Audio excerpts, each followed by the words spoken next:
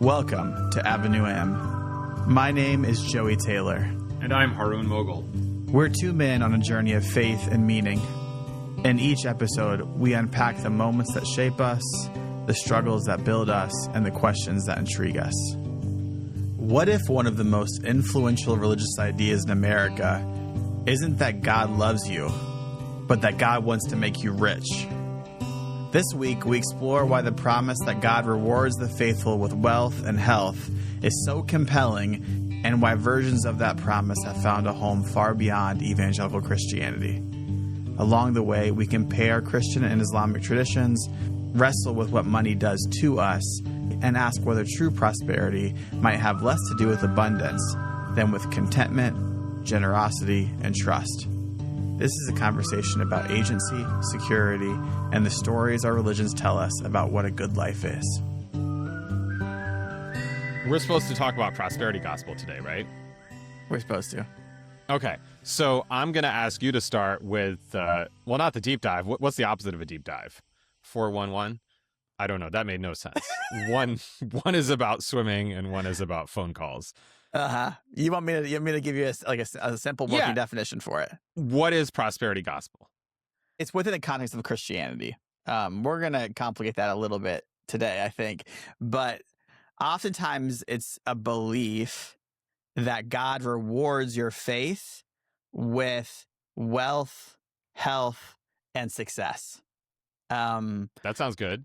There's this idea that blessings can be accessed, money, health, success in general, through the amount of faith that you have, through the way that you pray, through the right kind of things to say, and also through giving money to the institutions that are kind of like the mediators of this blessing, like the church. So you give me money, I make you money. I give a church money, I get blessed financially on the back end. So if you donate to the church, God blesses you. Yeah. If you pray a certain way, God blesses you. And the blessings are tangible, material, wealth, health, success, Instagram followers, whatever the marker might be. Exactly. What churches are we talking about here? Or what kinds of churches? Yeah, I mean, there's a bunch of churches, especially like in the South, that are famous for this. This is like the Joel Osteen kind of effect. So these big mega churches, I mean, there's a ton of them. Paula White, there's a lot of them have found prominence through this kind of teaching. Do you have any personal experience with these kinds of churches? Have you attended any? Have you been even adjacent to some of them? Is it all too far away? Yeah, so I think the thing that's happened is prosperity gospel teachings have infiltrated into other non-prosperity churches. One of the ways that I saw this really, really specifically was when I was diagnosed with a terminal cancer diagnosis. And the way that I responded internally was through this sort of framework. Well, how can I pray? What can I do in order to ensure healing for myself? And even as I was thinking that, I didn't agree with that thought process, but it was a temptation that was always coming up within me. And I for sure heard that a ton from my friends and family from the network that I was a part of. When you say prosperity gospel, is this a reflection of American capitalism and consumerism, or is this, I don't know if I want to say authentic, but an organic expression of a certain kind of Christianity, even if you think it's not really Christianity? What constitutes like real Christianity is a big question. That's for you to decide and me to pass judgment on. Okay, cool. I mean, I think there's absolutely a relationship to, I would say, consumer market ideology, where everything has bent its knee to our economic imaginations. So prosperity gospel, basic idea is that if you pray, if you're involved in, and I suppose literally actually invested in your church, God will bless you with material indicators of success, but not just material money, yes, but also health and success and those things. What's wrong with that? Why does that bother you? Well, the most obvious thing is that the opposite in this belief is also true. So if you're sick, if you don't have enough money, if you're struggling with something, then the rationale leads to you assuming that it's because you're lacking faith, because you're not praying enough, because your beliefs aren't right, because you're not saying the right things. So I think that's often the times where people begin to question both the helpfulness and the veracity of this position. So prosperity gospel then works in both directions. It If you does. don't have money, if you don't have health, it's because God doesn't like you. It's because you haven't done the right stuff. Oh, so you're not a good person. Right. Which I suppose in the end kind of comes down to the same thing insofar as it's just bad for you. But then correct me if I'm wrong.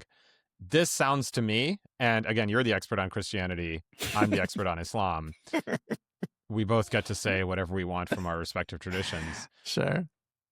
This sounds a lot like some of the strands that came out of the Protestant Reformation, right? That if it's just by scripture alone, sola scriptura, and I'm sure I'm mucking this up, but isn't that an authentic expression? When I say authentic, I mean it emerged out of a certain kind of Protestant Christianity. It even predates the United States, predates capitalism. There is a line that goes from the Reformation to the prosperity gospel. I also think, as a Protestant, the imagination of the reformers of the good wasn't material wealth and health. A big thing that's talked about in prosperity circles, this idea of the abundant life, right? The abundant life, and abundance being applied to you, the amount of money you have, to the health that you have, to the success that you have. I don't think that's how Calvin and Luther understood the abundant life. I don't think that's how most of the church throughout the last 2,000 years has understood abundant life. Abundance is about meaning and purpose. It's about connection. It's about something bigger than just the amount of money in your bank account. Now we're talking about the entire Christian tradition, or at least the Protestant tradition. And I'm going to put in a footnote here. We had an episode with Paul Vigna, who wrote a whole book about how he thinks that capitalism, as we understand it, is connected to developments in the Catholic Church, which I believe go back to the 13th or 14th century, and in specific, a small set of thinkers who fundamentally transformed the way Christians and then the world thought about wealth. So there's a big conversation here, but we can get lost in a big conversation. And for me, what I would like to hear from you is, when we talk about prosperity, we talk about prosperity gospel. Why do you think it appeals to a lot of people? Because you said it has a strong presence in the American South. I've heard of Joel Osteen. I've watched some of his sermons. I'm sure all of us have, in some way, shape, or form, connected with his ideas. But what I understand is that a lot of this theology is very common in the global South as well. And so it's clearly resonating with people. It's striking a chord. What does it do that works, that you think gets potentially hundreds of millions of people to say, hey, this is pretty cool? It seems like, to me, the real appeal of it is that it gives people a sense of agency, that it gives people a prescribed way to affect the outcomes of their life. In a world, in a life that often feels overcome with uncertainty and chaos and just a lack of coherence, this is a worldview that is very prescriptive and totalizing. It explains exactly how reality works and exactly how you need to act in order to make reality work for you. I'm going to make this a little bit more personal now. Last week, we talked about the World Cup, and you came up with a question that surprised me because it came out of left field. I had been experiencing the World Cup up to then. In a certain respect, obviously the competition, the matches are a lot of fun. It's exciting to be part of something so big, even from one's own family room. But I was watching Muslim players celebrate in ways that brought their Islam into a global consciousness in a way that felt unapologetic. It didn't feel impositional. It didn't feel like they were imposing anything on anyone else, but that they were happy and proud to be Muslim. That was cool and that was okay. And certainly, given a lot of what's happened in basically my entire life, that felt necessary. And then you come in and you say, hey, actually, a part of me feels like maybe we shouldn't be praying for success in this way, that this is not something we should be too focused on. That's not what faith and religion and even prayer is about. God doesn't care who wins the World Cup. And I remember what was interesting to me about that is that we were coming at the same thing from very different perspectives. And I think that when you described prosperity gospel, that was a part of me that also felt it resonated in the sense that I'm sure a lot of people in the world have felt like they don't have agency. And I don't mean in the sense that I don't have agency, like, I didn't get this job, or I couldn't make it into this school in some narrow, very individual sense, but there are structures in place in the world that keep people like me down, whether that's in parts of America that have historically been left behind, or parts of the world that have been just crushed underfoot in the long march of capitalism. I think I just confused a few different ideologies there, but that's okay, right? And so is there something maybe healthy or necessary about prosperity gospel as a stage in moral formation? That's not the question I thought you were going to ask. That was, is there something helpful in terms of a stage? I think it's helpful for people to go through a moment where they have a very bounded sense of the universe, where there is a belief in even good guys and bad guys, and when you're a good guy, you get these kind of benefits. There is a reward for being good, and then I think oftentimes as we grow, we start to realize things are much more complicated than that. Actually, I think it's probably helpful at a certain developmental stage to believe those things, and I think there's some truth to it. You reap what you sow, I think is a principle I'm totally good with. I think that makes a ton of sense. But it's not just about you and your actions. There's a bunch of other factors that are coming into play here that determine what your life and what reality and what outcomes look like. So, Joey, you could pass for Muslim with that beard. So, thank you. I'm growing it out right now. So, yeah. Are you? Well, actually, what happened was my trimmer broke, and I'm waiting for a new trimmer to come in the mail. So. I like how you ascribed agency to what was, in effect, an accident of technology. Yes, exactly. That was a good example of what it is prosperity gospel does. So I appreciate that you did that. I can't grow out my beard. Like I'll just be honest with you, I'm not disciplined enough because there's this intermediary you're not praying stage. hard enough? You're not praying hard enough? I'm not praying hard enough, but I'm not putting in the work, Joey. I'm not donating to my masjid. I'm not doing what it takes. And I'll be honest with you, right? Because there's this intermediary stage where it's really hard. Yeah. Because there's what I want the beard to look like and then what it takes to get there. And that intermediary stage is really awkward and uncomfortable, and I don't know what to do. Like, do I buy a beard oil or a cream? How do I handle this? What happens if there's an important event in the middle and I just look nuts? And the reason I bring up intermediary stages and my beard is because I found out when I was living in the Middle East that Turkey is known for hair transplants. And I think we're two guys who can talk about hair transplants without any degree of self-consciousness. But they also do beard transplants. What? I didn't know that. Because in the Middle East, in the Muslim world, and in a lot of Christian cultures as well, beards are a sign of masculinity. Uh-huh. And so there has been a market for beard transplants because you want to look like you have a certain beard. If I have a certain beard, I will look like perhaps a biblical figure or a figure from 7th century Islam, and then I'll look cooler. And the reason I bring this up is because it's the commodification of faith. That it's the chance to indulge a certain appearance, not through the hard work of cultivating the thing, but through a shortcut. But then the question that came up to me as I thought about this on this very long tangent towards asking you a question is it not possible that some of what we're seeing is simply a consequence of the fact there's just so much frickin' wealth? And I don't mean it's evenly distributed. I don't mean that at all. And I'm not talking about the ways in which it's earned or the impact on the environment. But we live in an absurdly well-endowed world. Both of our backgrounds right now, for those who are watching, there's hundreds of books, probably thousands in our houses. Most people in the past could never have that. Yeah. Just couldn't have it. I mean, if a person from the 7th century with that great beard came to our house, they would be like, what in God's name is happening here? Right? And so is it possible that some of this is an effect of the fact that we have so much money that we don't know how to talk about money in a way that maybe is true to our faith traditions, or maybe our faith traditions don't know how to talk about this much money? From the Christian tradition, there has been historically ways to talk about money that is very different than the prosperity gospel. Things like simplicity, taking vows of simplicity. I mean, Jesus actually talked a lot about money. He said, it's easier for a rich man to enter the kingdom of heaven than it is to put a camel through the eye of a needle. Like that's a pretty specific teaching. So there's a lot of resources there, I think, within our faith tradition. And then some of the challenge, I agree, is when it meets this modern moment and the centrality of money and economics becomes so significant that the questions begin to shape and morph and shift a bit. Our sponsor is the Brueggemann Center for Dialogue at Xavier University here in Cincinnati, which is dedicated to deepening understanding across faiths and promoting systemic change. You can learn more about the Brueggemann Center and Xavier University in the show notes. Now, back to the conversation.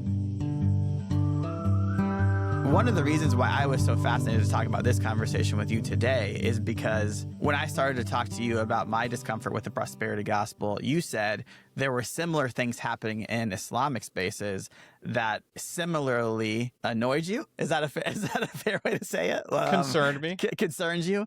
That was surprising to me that we found some resonance in those spaces. And I wondered, was this translated into Islamic spaces? Was this something that the American context sort of compelled American Muslims to have to engage with? Or is this a broader phenomenon that I'm not accounting for? Very big question. Very good question. It does concern me. And I hear a lot of it. And I think it's probably a lot of different things happening at once. So obviously some of it is the American context.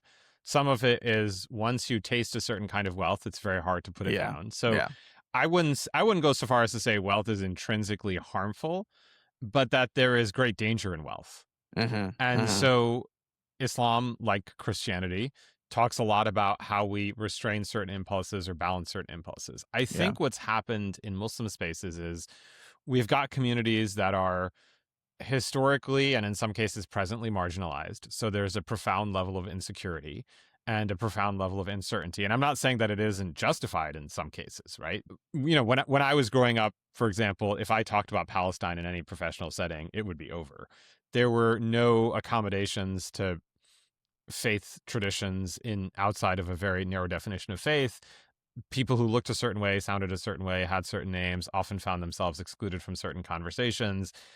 DEI wasn't something we could decry. It didn't even exist. So we couldn't even have a question of, is this the right form of DEI? There just was nothing at all in that vein. And so I can see why for a lot of people in Muslim communities, there is a focus on wealth and specific careers which feel portable. And this is something I've come to appreciate over time. I think as we get older, we look at things our parents said and say, hey, maybe there was something to that, or maybe I shouldn't be so quick to judgment. See also when you were a parent and you realize you were being misunderstood, and then you have to turn around and ask, what did I do when I was younger? My parents didn't pressure me to become a doctor. It wasn't ever the case that they said, if you don't become a doctor, we're going to disown you. They actually encouraged a lot of academic pursuits. But one of the reasons they said becoming a doctor was so worthwhile was they said you would have a portable skill set. If, God forbid, you have to leave the United States, if you're forced out, you're still a doctor.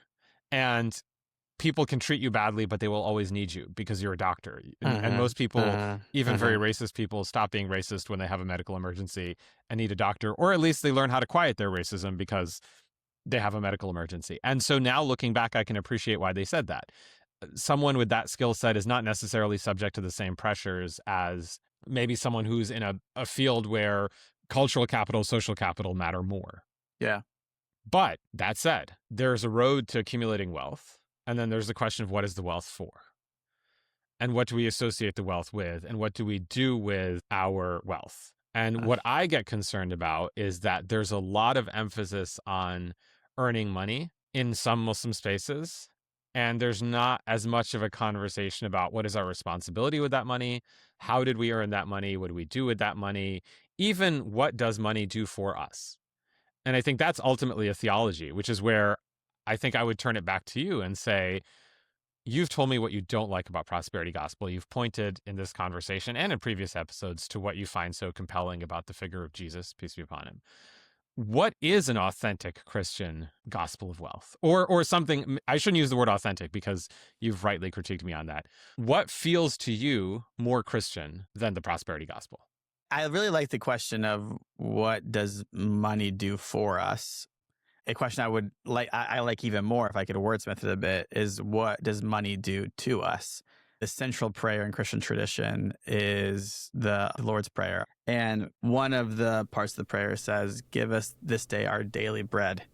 And for me, the daily bread is about what we need to live today. What I think that prayer is doing is it is out of a position of faith, which is a difficult position to always maintain, but it's saying that God is actually the source of all of our provisions. That because God loves us and that we can trust him, that we'll have enough for today. And that's the teaching of Christianity that really compels me.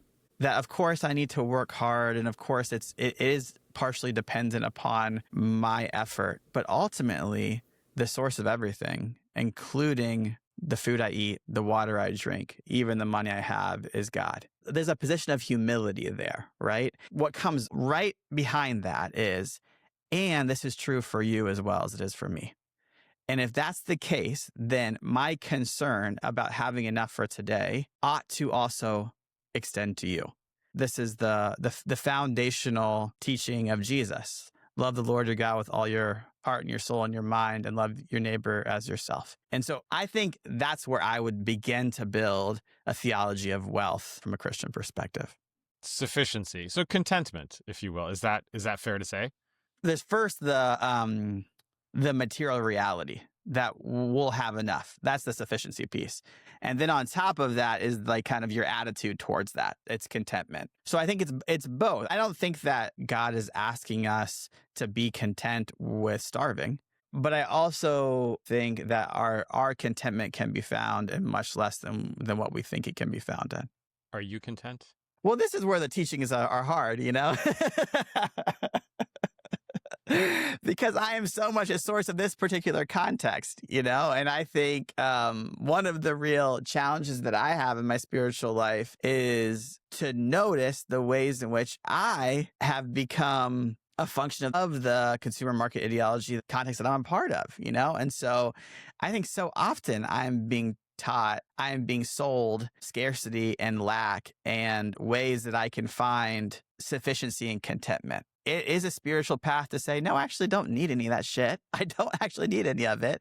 And I say that very specifically. Shit, I don't need any of that. What I need is the source of everything. All right, that's what I got. I'm going to stop preaching. That's I actually like the fact that you said you're going to stop preaching, because something I was thinking about at a recent Friday sermon is I wish our sermons were better because, one, I like things to be better. I am not content with the quality of the sermons we occasionally get. Sometimes they are brilliant. But two, I would like to hear more sermons, and sometimes I do. So I'm not making a blanket statement, that actually intersect with real life. What does this mean tangibly? Sometimes you need a kick in the butt. Like you said, do you actually need that? Do you just want it? Do you need it? What are you pursuing? I would say, for example, I'm not content, but sometimes that's okay. There's things we should not be content with. But then there's other things that I'm not content with that I think I know don't really matter. Like sometimes I'll look at something and say, hey, I wish I had that, but I don't think it feels like a need anymore. But then when I step back, I ask myself, maybe the conversation around wealth isn't really about wealth. And the reason it's gone off the rails is because we've lost, one, the vertical, and then two, the horizontal. Yeah. So if everything becomes isolated from everything else, then there's this void. And it's interesting. Christians, and you as a Christian, often use this word, and even in conversation with me, grace.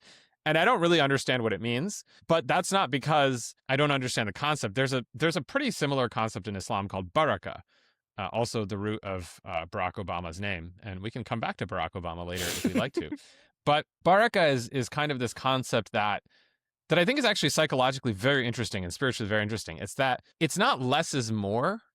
It's that you are full with a thing, even if that thing does not materially feel like it should be enough. So if there's barakah in your food, you might have a small amount of food, but you would not feel hungry.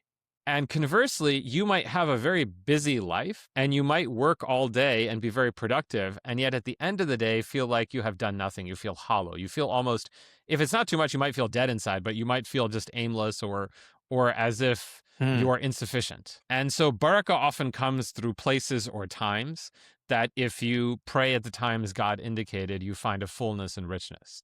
And if you ignore the times and principles and ideas and places that God invests significance in, then that thing that you have just will never feel right. And we see this a lot, that someone might have a very expensive car and be deeply unhappy. And someone might have a very simple life and be deeply content. And to me, I think that's something that only makes sense if you have a bigger theology, which is why I was asking you, like, what's the theology or what's the framework? Because I think part of the reason that a lot of Muslims struggle is because there are very sophisticated conversations about wealth and money outside of religious spaces. And then sometimes in religious spaces, we don't get the conversations we need. And then we're left kind of aimless. So yes, I will, if there's a void, And maybe that's what it is. Maybe prosperity gospel is responding to a kind of void. And some of that void is wrong, that people lack agency, that there are structural factors discriminated against them. But some of the void is no one's out there with a theology that, maybe not no one, but does that make sense?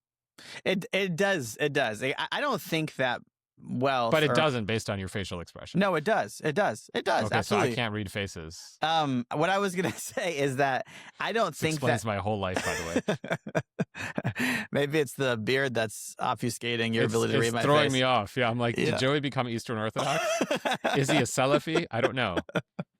I don't think that money is the end state. I think it's always money for a purpose. It's money in order to secure your safety. It's money in order for you to have a sense of security or vocation if you were to be ever thrown out of this country, like with the example that you gave with your parents. It's money as a sense of identity, right? A sense of meaning and purpose. So I think there's always a deeper need that the money is addressing. Happiness. There's been a lot of research around, does money actually make you happier? And it's not super simple research to share, but it seems like it sure does make you happier if you start with nothing. And then it gets to a point, the numbers, it's a little bit disagreed upon, but 70, 100, 150,000, where the returns on the amount of money that you're earning begin to lessen in terms of your happiness. But there's always a question like, money for what exactly? But I think safety, security, happiness, identity, meaning are all of the kind of things that we're trying to answer with money. When you brought up prosperity gospel and we were first talking about it, I was chewing it over on a lot of the long drives that the Midwest forces you to take. I was thinking about a few things, and I was asking myself, maybe I'm supposed to talk here about big picture. Maybe I'm supposed to talk about Islamic economics, and there's a whole sophisticated field about how Islam thinks about usury and interest, types of transactions, and they're remarkably rich conversations that I can't do justice to. And what I instead came to was this kind of habit. Like, what is the habit of a Muslim? And to me, it's not a counterpoint to theology so much as it is a way of explaining whether or not the theology is even there. And so I'll give an example that if you're in a Muslim space, you have certain expectations and they revolve around how we treat the things we own. So generosity, hospitality, you would go out of your way for the person who is in your care or in your responsibility. Yeah. If you go out to eat with someone, you insist on paying. They're not just abstract markers. They're a way of us saying that I know that what I have isn't really mine. Sometimes we have these conversations. It's funny because you'll hear these ideas that Christians are really capitalists because of a certain right-wing narrative.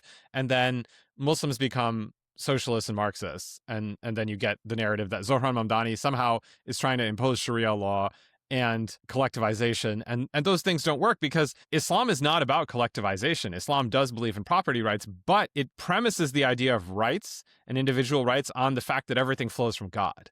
So the thing that you have that is technically yours is entrusted to you by God. So you then have reciprocal obligations. So are you generous with your money? There's a first response a Muslim should have, that when you get good news, you give charity. When you find out you got a job, you're supposed to take your friends and family out and give them food, right? There's this idea that you circulate money. And actually, I think to me, that is probably the most interesting distinction here, is that I can't remember where I read this. I don't know if it's a Muslim tradition, hadith, what it was, but basically that the right thing to do with money is to keep it in circulation, to increase opportunity for everyone, but also to prevent yourself from hoarding, which is where the spiritual sickness comes in. The idea that not only this is mine, but that if I don't have this, something will happen to me. And I think that's what you said, this give us this day our daily bread, is tawakkul in the Islamic concept. And I would take it even farther and take it all the way to Barack Obama, but then we don't have to go in that direction, but we can if you want. We can also go to whatever direction you want to go in, because I don't want to make it about Muslim presidents. Nice.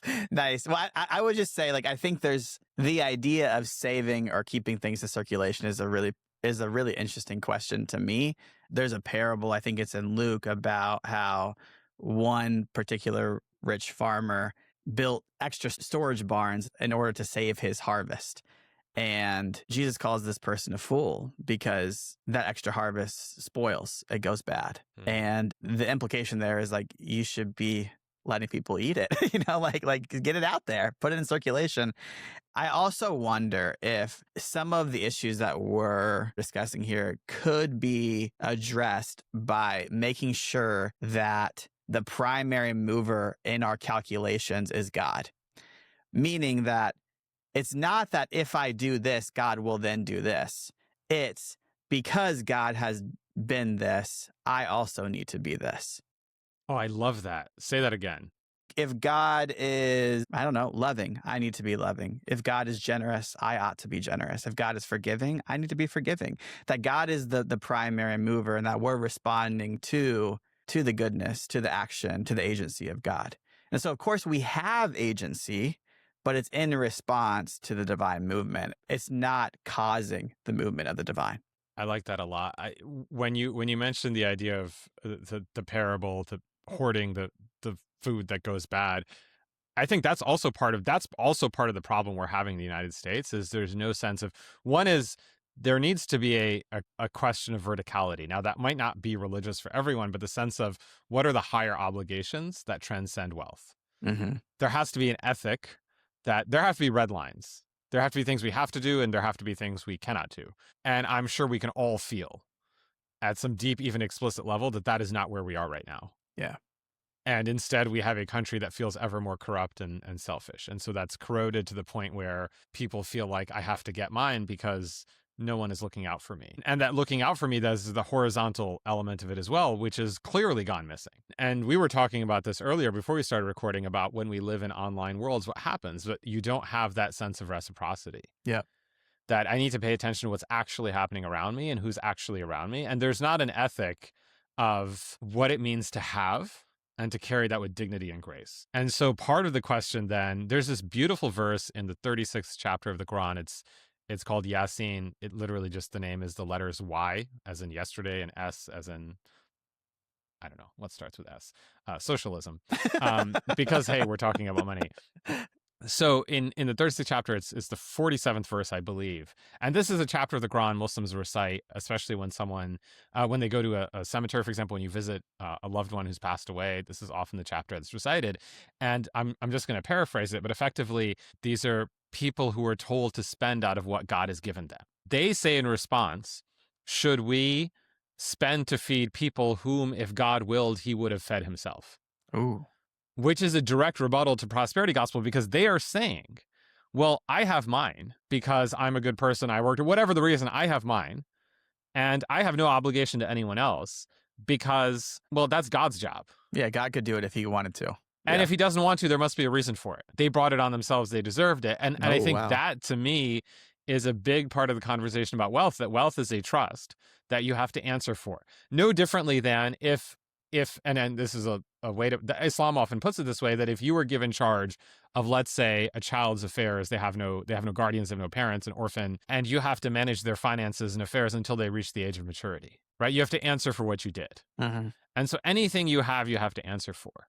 And so this is where in the Islamic tradition that if you have wealth, you give it away because it's actually a burden. And there's this story about the Prophet Muhammad, peace be upon him, and his wife Aisha, that every time he got food, he would give it away to the point that there would be no food in the house.